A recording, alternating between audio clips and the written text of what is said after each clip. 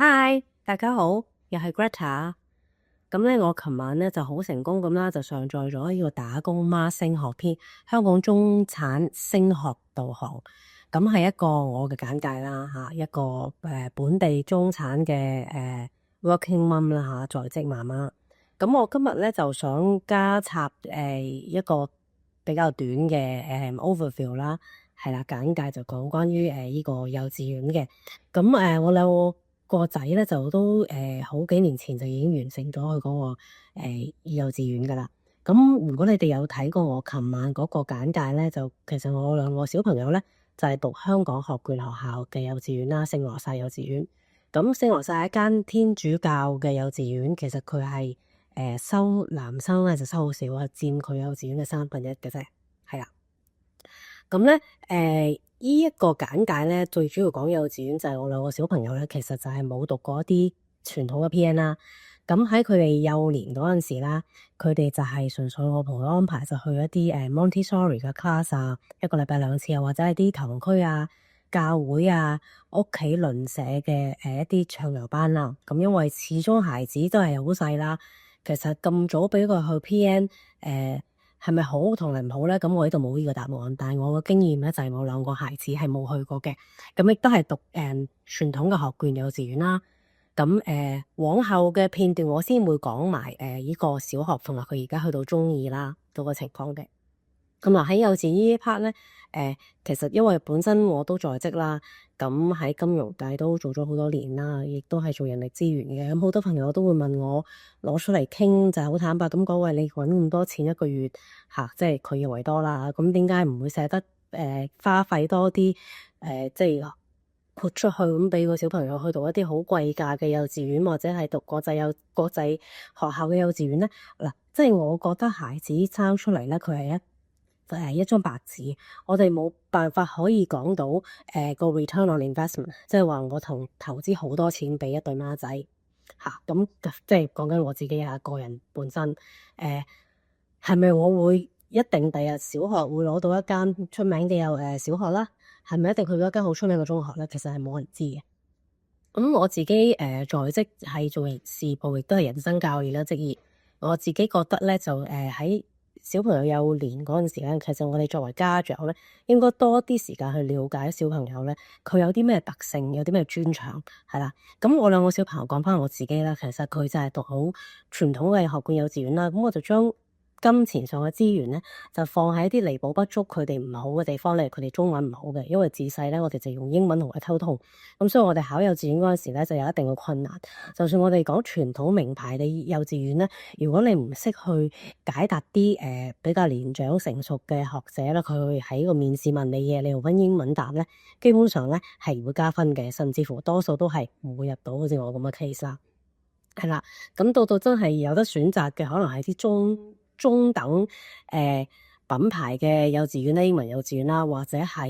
一啲直情好私立嘅，可能好少包大學嘅幼稚園啦。咁但係我兩邊都冇揀嘅，咁就去咗一間 local 嘅，係啦。咁繼而嘅話，我往後啲片段會錄唔同嘅 session 都會講。咁點樣去我個仔點解去到今日可以攞到獎學金咧？咁本身我同我先生亦都唔係啲咩資優生，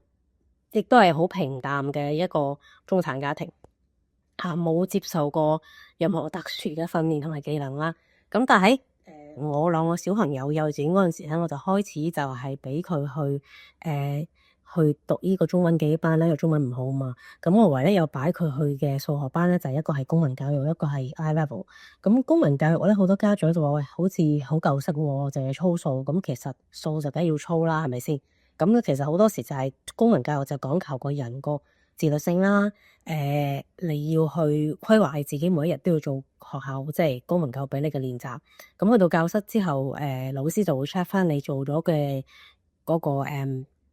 個篇嘅數啦，做咗幾多篇啦，有啲咩係錯，你哋唔識可以問啦。咁而 I level 咧就同公民教育咧一粒不突咁樣合作嘅。咁 I level 就真係好用邏輯思考嘅。咁所以你話兩個數學嘅分別咧，其實好大嘅，因為一個邏輯思考，一個咧就係操數，係啦。咁我都會 recommend 家長喺佢小朋友咧，即係幼稚園嗰個階段咧，如果佢可以去參加啲小型，唔一定要好大規模嘅數學比賽啊，奧數比賽啊，甚至乎譬如依個WMI 啊、GNEC，如果有相對嘅大型比賽咧，其實小朋友去下都好好嘅。因為我自己兩個小朋友咧，就係 K2 開始都會參加啲香港嘅數學大型比賽啦，或者英文啦。咁但係我講求一樣嘢咧，就係唔係要佢攞獎，係要佢明白去比賽同其他人即係同其他人去比賽嗰個技巧啦。佢個情緒控制啦，即係話你參加比賽唔一定係贏噶嘛，咁可能係輸。孩子點樣去自己控制到佢？如果輸咗攞唔到獎個情緒嗰個控制點，佢贏咗亦都唔好驕傲，輸咗亦都唔好話覺得係好似世界呢個天搖地滅咁樣樣，係啦。咁繼而學嘢咧，我兩個小朋友咧就其實喺4歲咧，佢就開始學跆拳道。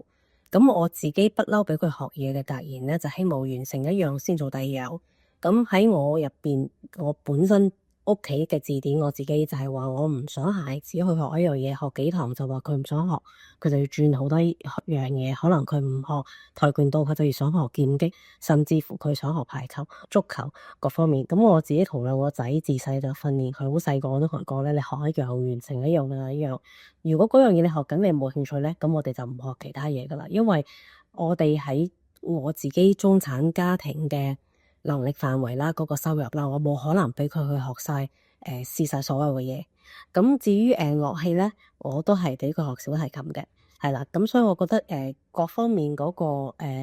你自己點樣去調配係好緊要㗎。咁另外最重要一樣嘢添咧，就係講我兩文三語啦，個 language 啦。咁我小朋友咧，其實由 K2 開始咧，佢就開始上呢個自己喺屋企做訓練啦，就係同佢報英國文化協會嘅個 starter 啦、mover 啦同埋 flyer 嘅。咁所以咧喺英國文化協會嗰個指引入邊咧，個 flyer 咧就可以去到小6啊，或者去到中1你先完成都冇問題嘅。咁但係因為小兒們咧，佢一路都係讀緊一啲本地嘅學校，咁我哋都唔知道佢將來升學嗰陣時喺幼稚園咧，佢哋喺度 local school 嗰個本地學校有幾多功課咧？佢仲有冇時間精神可以去做埋嗰個 Cambridge 嗰個英文嘅嗰個 accreditation 咧？咁所以喺佢細個嗰陣時候就盡量把握咧，喺佢K2、K3 嗰陣時咧，小學開始咧就希望佢盡快做多啲練習咧，就係完成埋嗰個 flyer 嘅。咁所以我就冇特別出去外補啦，咁就係買啲訓練嘅書喺網上面 download 啊，咁叫佢不停咁樣練習，自己同佢 practice 啦。因為喺starter、mover 同埋 flyer 依個英文咧，其實佢有寫咧有聽啦，即係有依幾個環節嘅，係啦，有講嘅添。咁所以我覺得其實依個 language 嘅都係重要嘅。咁最緊要就係話喺孩子們嘅幼稚園生涯咧，你俾多少少唔同嘅範疇嘅活動俾佢，咁佢好容易拿捏啦。咁最緊要家長要知道，如果你哋小朋友讀緊local 嘅學校咧，佢到小學嗰個功課你要衡量，究竟到時會唔會再做到咧？係啊。咁稍後其他嘅 video 我就會講我個仔完成晒嗰個 Cambridge 嗰個 flyer 啦。其實佢哋完成 flyer 個年紀咧就應該係喺P3 嘅3年級嗰陣時。咁往後我再喺其他片段先講佢之後就考咗個乜嘢嘅英文嘅認可添。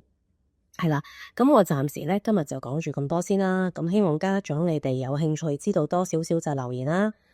話俾我聽你想知道啲乜啦，甚至乎想我講多啲乜嘢範疇嘅喺幼稚園嘅生涯有啲乜嘢範疇你想知嘅，係啦，咁都係講翻我黃金開始嘅金句就話，係咪一定要讀出名嘅幼稚園咧，先能夠入到好出名嘅小學，甚至乎中學，係咪一定呢個係一個相輔相成咧？其實就我個人嘅經驗就唔係咯，係啦。咁希望大家鍾意我而家呢個簡介啦，關於幼稚園篇有什麼問題嘅，麻煩你哋留言啊，又 like 我啦，唔該晒，拜拜。